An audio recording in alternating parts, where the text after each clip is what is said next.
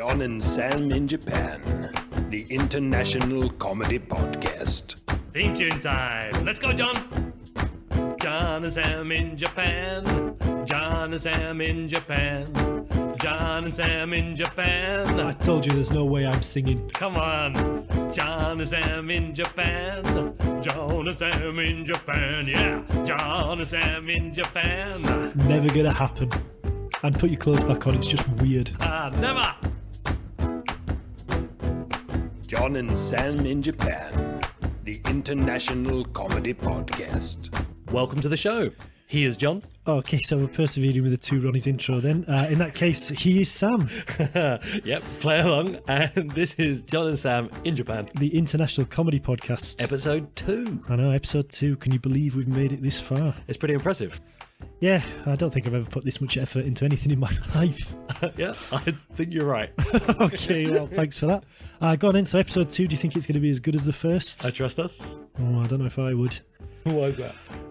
Well, I don't know, I'd rather trust my 4-year-old daughter around a box of open chocolates. Yeah, she likes chocolates. Or I'd rather trust the NSA not to read my emails. All right, chocolates to conspiracy theories. That went from kind of cute to mental. You know me, the truth is out there, Sam. Yeah, of course. So anyway, what's lined up for episode 2? Episode 2 features live stand-up comedy from American comedian Danielle Arce. She's very funny. Musical comedy from Jay Foreman. Yeah, great song that. And the answer to the burning question, what did your parents let you do that you would not let your own kids do? Right, so it's a packed show then. Yeah, but first, this. This is J&S in J News. In this section of the show, John and I will bring you some news stories that you might have missed. Yep, and so if you have any news stories that you think aren't getting the credit they deserve, you can send them in. You can contact us on Facebook or Twitter or at johnandsaminjapan.com. So let's get started. What have you got for me? All right, so this one is a Japanese farm has created bananas with edible skin. Oh, right. Because the skin is definitely the worst part of a banana. Yeah. The skin or the little stringy bit that's inside. They've got a technical name that I can't remember. But yeah, I thought it was kind of weird that of all the countries in the world to make fruit with edible skin, it would be Japan, because in Japan they are insane about taking skin off their fruits. Yeah, my wife peels grapes. My wife peels grapes, peels apples, peels everything. All right. So yeah, but anyway, this farm they've created this banana by they cool the banana to like minus 60 degrees as they're growing the cells, and it's created by a guy called Setsuo Tanaka, who, according to the newspaper, says worked on this for a long time as a hobby.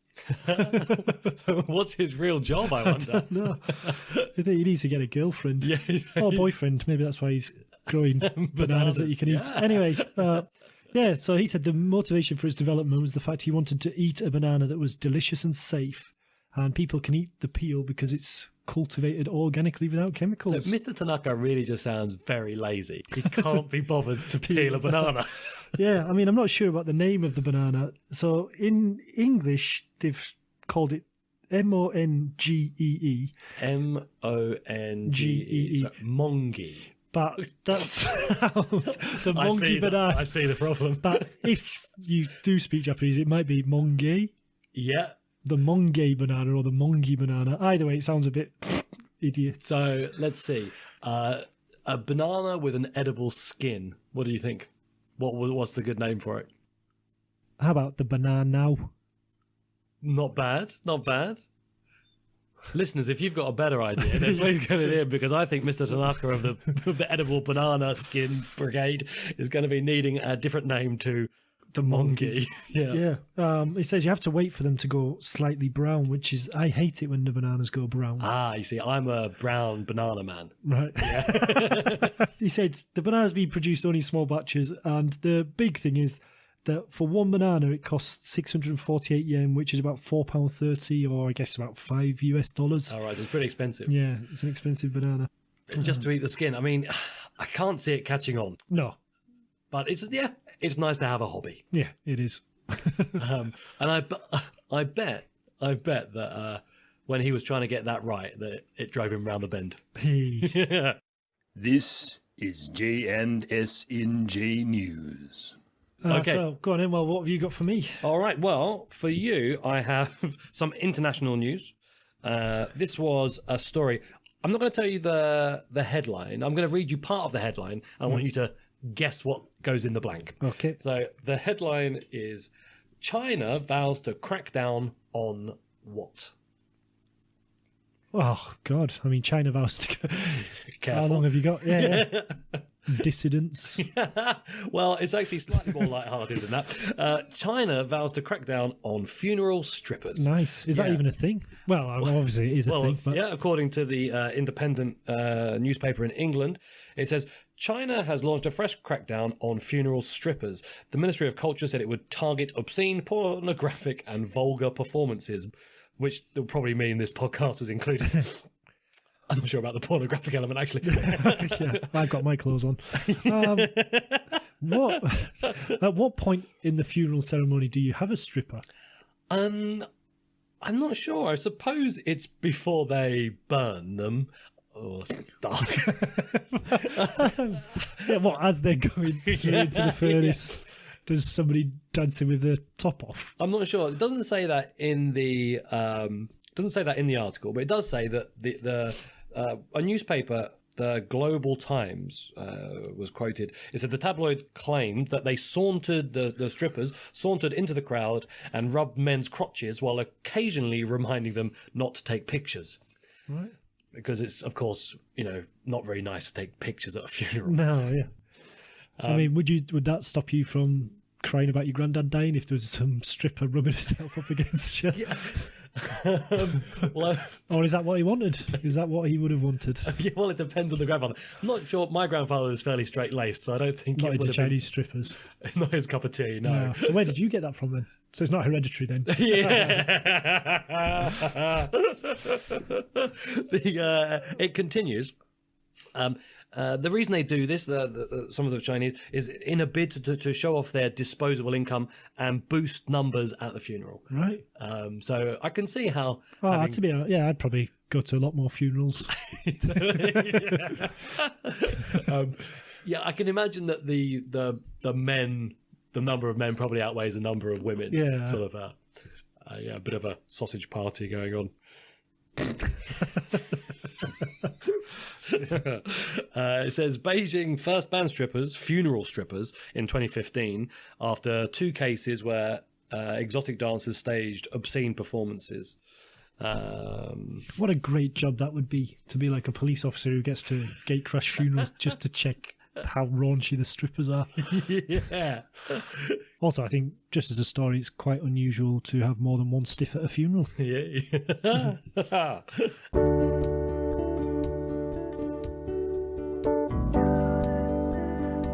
It's international, yeah. John and Sam in Japan.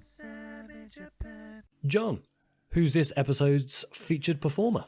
So we're lucky because this episode's featured performer is American comedian Danielle Arce. She's currently in LA, one of the hardest working comedians I think out there. She has performed all over. She's very, very funny. I think you'll like it, so enjoy. You guys know this song that goes, my neck, my back, my pussy, and my crack? Every time I hear that song, I feel like it's just a reminder of all the areas I need to wax. If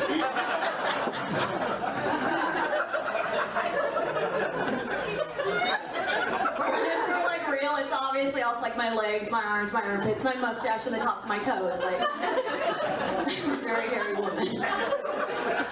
I am half Hispanic and half Italian, so by default I am Persian. It's a mess. One of my friends was like, Danielle, like, you shouldn't have to wax, who cares? Just let it grow. I'm like, yeah, okay, I'm gonna go to the beach People are gonna be like, go home, Chewbacca. I got called Chewbacca in the 7th grade, so it's relevant. It happened. That's why I wax everything now. My husband is very hairy as well. He's Nicaraguan. People find that kind of crazy when I say that my husband is very hairy when everything about me says, come on, let's be honest. I'm aware of the feminine dictator haircut. It was a choice. He is a dude. He's quite hairy. We've been married for a few years, and we do want to have kids someday, and it makes me very nervous because I'm very scared of giving birth to a pack of squirrels. I don't know if I'm ready for that.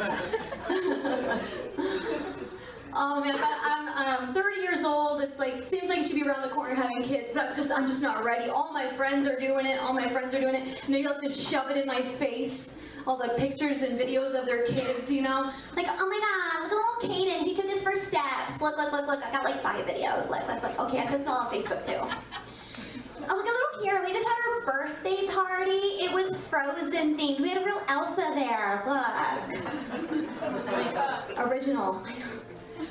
I don't have anything to show off. I'm a woman child. I pull out my phone and I'm like, oh, my Tamagotchi just evolved.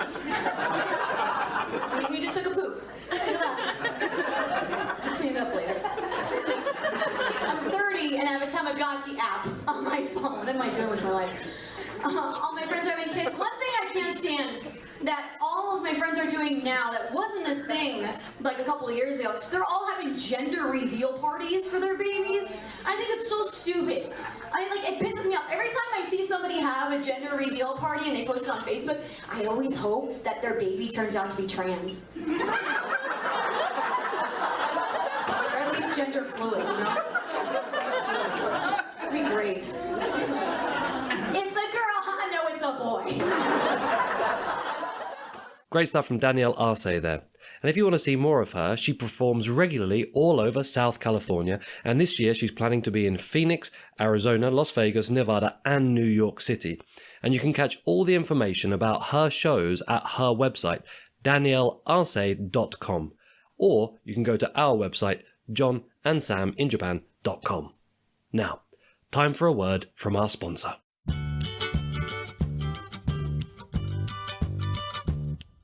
Hello, Mrs. Nakata from Nakata-san Sushi. Do you foreigner like sushi? You do? That's great! Japanese people love sushi, and here at Nakata Sushi, we have lots of sushi for you to choose.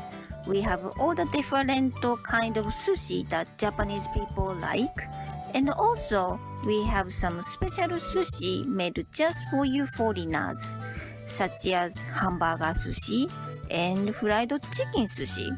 So even if you don't like sushi, we have a fried potatoes and our menu has pictures, so you don't have to speak Japanese. Come down to Nakata-san Sushi next to Ebisu Station, and if you can't use chopsticks, don't worry, we have a fork.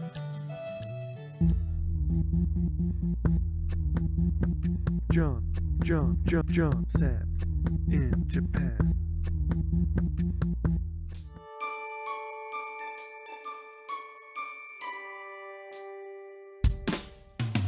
Welcome one and all to Culture Corner. It's the corner. You can learn a lot about different cultures, but not corners. Learn while having fun in Culture Corner. It's the corner. Words, phrases, metaphors. You'll soon know the score. Find out what they mean with a Culture Corner team. Hi, welcome to Culture Corner. I'm Edgar Frank and I'm from England. Today I'm going to tell you all about the word beard. It's a very well-known word in England and it fits perfectly into British culture. Now you can relax. I'm not going to spend the next few minutes talking about hipsters with hair and bum fluff on their face and chins, drinking a pint of moody craft beer in a soulless bar in Shoreditch. No. I'm referring to beard, as in, I don't believe you. Now, there are many ways of saying this in England, but beard is the best, and I'll explain why. Terms such as bullshit, bullshitter, bullbags, you're bullshitting, mate, bollocks, may be more common, but if you say these, you could end up with a smack in the mouth for your troubles. Beard is great as it's non-threatening, it's quick, and it's clever, and it will win you the debate, I guarantee. The origins of the word beard, as far as I'm aware, are from a private school in Norfolk. For those of you not accustomed to England, Norfolk is kind of the ginger stepchild of the country. It's famous for people in the same family having sex, for example. Well, allegedly. Another allegation people often make about Norfolk is that people there enjoy making love to farmyard animals on a regular basis. People there also have a stupid accent. In fact, even those that live in a city such as Norwich sound like that they live on farms. Again, this is just an allegation. However, it's fair to allege that Norfolk is not cool. It's not even, it's so bad it's cool, as it isn't that rough at all, it's just dull. Unless, of course, you're a sheep on a farm and then it's 24-hour party time. But I take my hat off to you, Norfolk, for your influence on British culture, and I thank you for the creation of the word beard. Legend has it that it evolved from the footballer turned television commentator Jimmy Hill, who often spoke rubbish, and as he did, people took on the word Jimmy Hill to mean you're a liar. This evolved into children across the country stroking their chin and saying chinny recon to show their displeasure of what they've just heard. However, Norfolk, to its eternal credit, went one step further and came up with beard.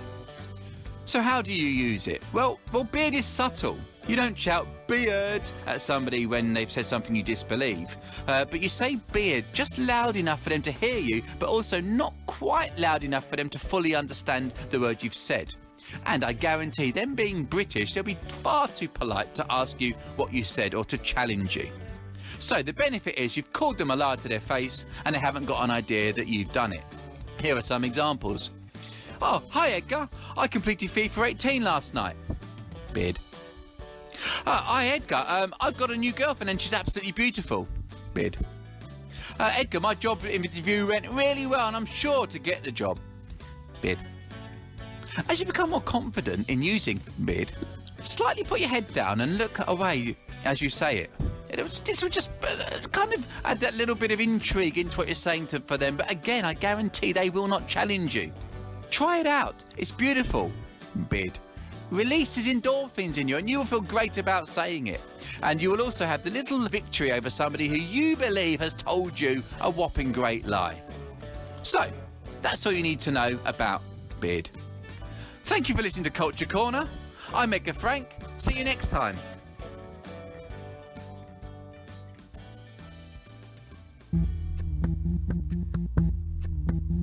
Yo, Johnny McBee and Sammy O.T. Two Brits talking shit over a cup of tea. Probably a spot of milk and a crumpet, please. But there's something else cooking in the kitchen. Could someone answer the burning question? So, John, what's happening in this part of the show? Okay, in this part of the show, we'll take one burning question and try to answer it. That's right, and we'd love the listeners to join in. So, if you have any ideas for a burning question, or if you have an answer to the burning question that you want to share, please get in touch. Yep, and also, if the burning question never closes, so if you're listening to this and you've got an answer to a burning question that we've already answered, still send in your answer to us. That sounds really wordy. Yeah, but yeah, I think you get the message. Yeah. So the contact info can be found at johnandsaminjapan.com. All right, so go on then, Sam, what's this week's burning question? This week's burning question is, what did your parents let or make you do that you would never let your own kids do? Right, well, Christiane from England has gone with make me do. And she said, my parents made me, that I wouldn't let my kids do, is chip plaster off a wall, sand down the paint on a 1960s BMW restoration, screed cement flooring. I don't even know what screed is. I'm guessing that's like flattening it down. Okay, screeding, the verb. Right. To screed. And the last one, she says, eat cold Heinz tomato soup. Yeah, there's nothing wrong with that, is there? I don't think I was a student. She's had a hard life in terms of screening, but I think the soup is not so bad. Chris from Australia has said, I was never a naughty kid, so these are quite boring. He said he ordered 2 cheeseburgers at McDonald's. He's right, that one isn't crazy. But one of them caught my eye. He said he was allowed to have 2 meat pies before spinal surgery. I'm assuming undergoing, not performing. But so thanks for getting in, Chris.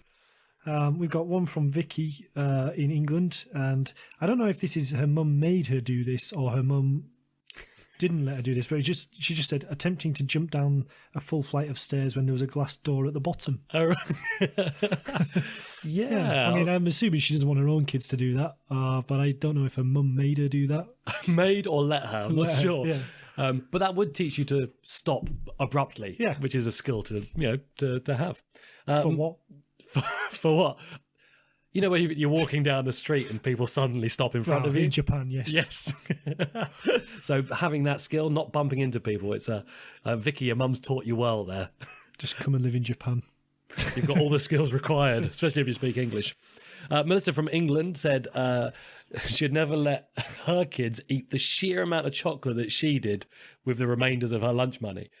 But she was happy that it taught her to save a bit, though. Right. So she's a rich English woman with lots of fillings, I imagine. At the old. So the final one I've got is Yuki from Shanghai said, my mum never let me get away with anything to the traumatic point that I'm quite sure I won't ever have kids. Oh, Yuki! That is sad. Well, I hope you finally... she's from China. Maybe she can just have one. And there was one more from... I found Joe. This was on Facebook. Joe from England. She said her parents bought her fireworks and then left her to set them off unsupervised. Oh, excellent parenting. Yeah. Sounds like they didn't like you very much. So, John, what have you got? What was your... My mum was quite strict. Something that my mum made me do that I wouldn't make my own kids do is go to church. But I married a Buddhist, so that's all right. Also... She wouldn't let us open Christmas presents until we'd been to church, which I think is evil. Yeah. Well, it is called Christmas, I suppose. Yeah. How about yourself? The one thing that my parents let me do that I would never let my kids do is to wear a shell suit. Especially on bonfire night. Exactly. Not only are they flammable, but they're also a fashion crime. I think I had an England shell suit, and I think I didn't have I once had a sort of a light blue coloured turquoise one. Yeah, turquoise shell suit. Yeah, the symbol of the 80s. Yep.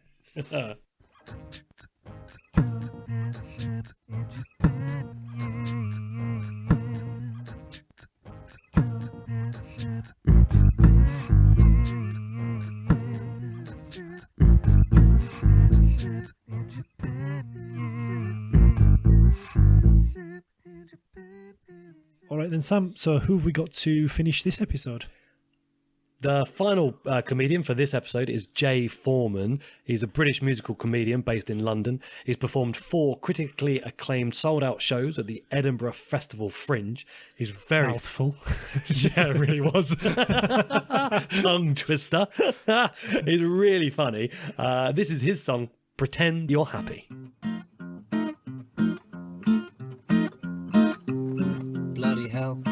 Bloody hell, the world is awful. Well, there's killing and starvation and injustice and religion everywhere. Everything is looking dreary. There's too many people in the world and far too much pollution in the air. Everything I used to love has turned to shit. All the world's gone bankrupt now and it doesn't look like things can soon improve. I'm noticeably older than I was, definitely fatter just because I no longer feel the need to move. Well, what do you do when the world around you makes you so depressed? What do you do when you've lost the motivation to get dressed? Pretend Pretend that you are happy and smile when you're feeling blue. If you pretend you're happy, you'll start to believe it's true. It's better to fake a smile than fill the world with woe. So just pretend you're happy and nobody will know.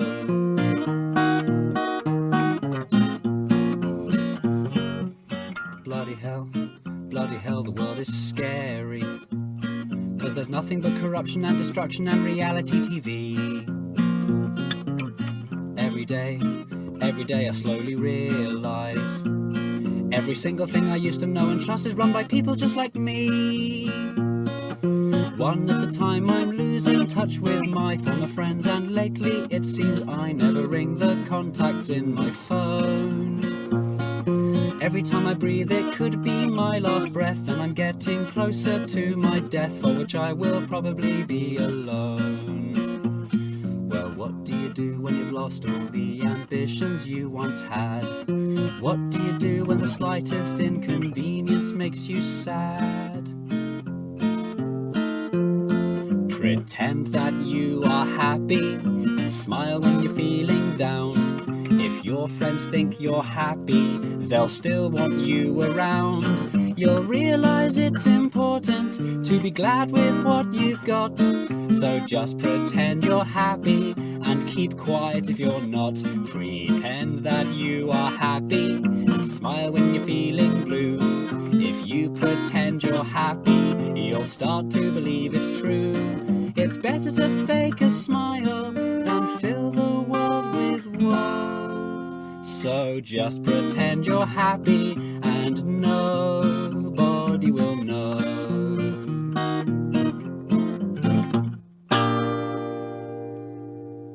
Jay Foreman there with Pretend You're Happy. And if you like that song and you want to find out more about his work, you can go to his website, jforeman.co.uk. So John, that was a great show. Yep, thoroughly enjoyed it.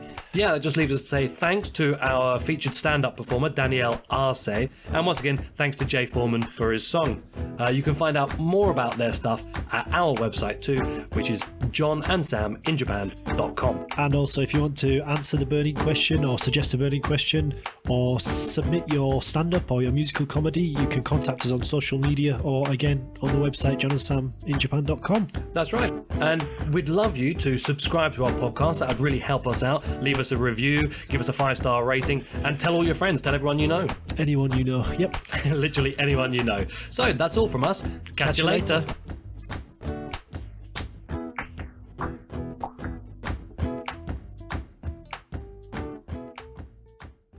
John and Sam in Japan, the International Comedy Podcast.